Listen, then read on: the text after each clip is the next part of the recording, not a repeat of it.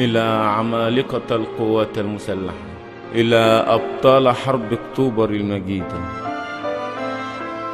إلى جنرال العرب حسني مبارك، كم أنت عظيم يا رجل، ماذا يفعل بك الآخرون؟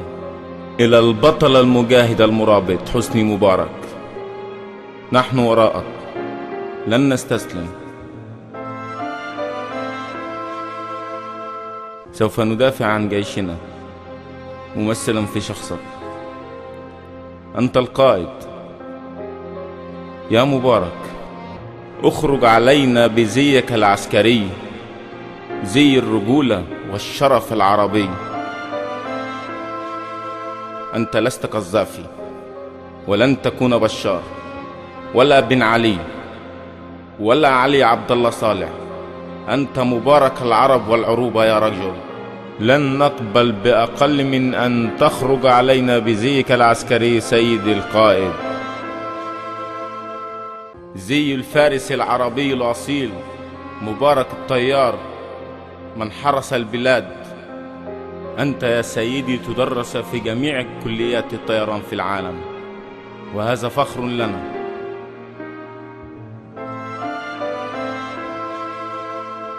العرب يقولوا مبارك بين العرب رجال، وانت زين الرجال يا ابويا. الفارس العربي الأصيل نزل من على الحصان يا ناس وركب الطيارة.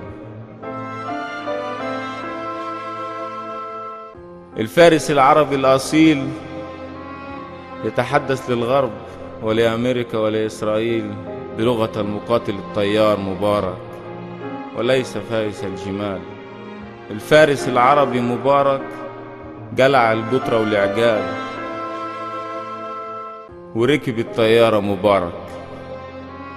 هنا أصبح العربي طيار مقاتل، بيقولوا عليه فايتر، واحنا بنهين الرجال يا ابويا.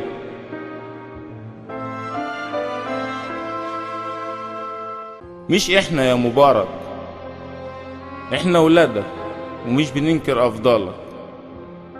الخونة والعملاء والمرتزقة قتلوا فينا القيم والاخلاق، ضحكوا علينا بالستلايت بالانترنت اوبن اير، حياة مفتوحة، واحنا اصبحنا مسيرين مش مخيرين.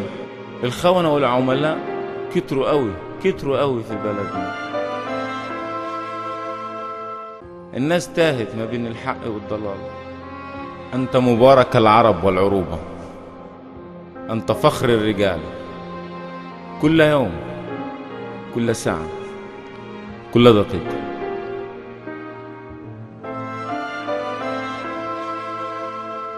تظهر معلومة تؤكد لنا أنك فعلت الكثير والكثير من أجل الوطن، من أجل العرب، من أجل الإسلام، من أجل أقباط مصر. الأقباط يتحدثون عنك ويقولون فيك أشعار، أقسم لك بالله سوف تعود. شاء من شاء وأبى من أبى، شاء من شاء وأبى من أبى يا رجل. أنت المقاتل الشريف، تقبلت كل الذل والعار من أجل وطنك، من أجل العرض والشرف. لن أنسى لك هذا الموقف. هم الخونة والعملاء والمرتزقة باسم الدين يفعلوا كل شيء باسم الدين، ولا كانوا بالدين أصلا بيعلم، ولا كانوا كمان أرى القرآن. تلعبوا علينا بالألفاظ يا أبويا. إحنا بنشكي لك وإنت عارف، والشكوى لغير الله ما زال. إحنا بنوعدك إن بني نظير إسرائيل والفرس الإيرانيين لن يقتربوا من إرث رسول الله، فنحن أحفاد عمرو بن العاص باقون سنحافظ على إرث رسول الله من المحيط إلى الخليج مهما يكون الثمن وأيا كانت التضحيات. فيك أنت يا رجل شموخنا وعزتنا، إن لم تخرج علينا بزيك العسكري فضاعت كل كرامة المصريين والعرب. أنت مبارك العرب والعروبة، أنت مبارك العرب والعروبة. الجميع يعرف ذلك، العالم كله يعرف. يهابونك الغرب.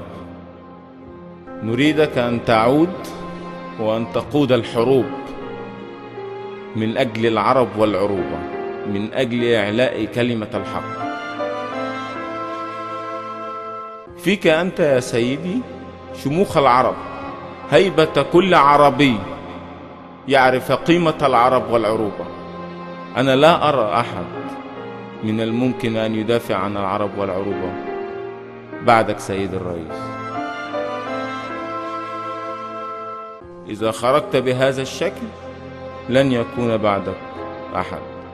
يجب أن تخرج وتحفظ للعرب وللمصريين كرامتهم في شخصك يا مبارك.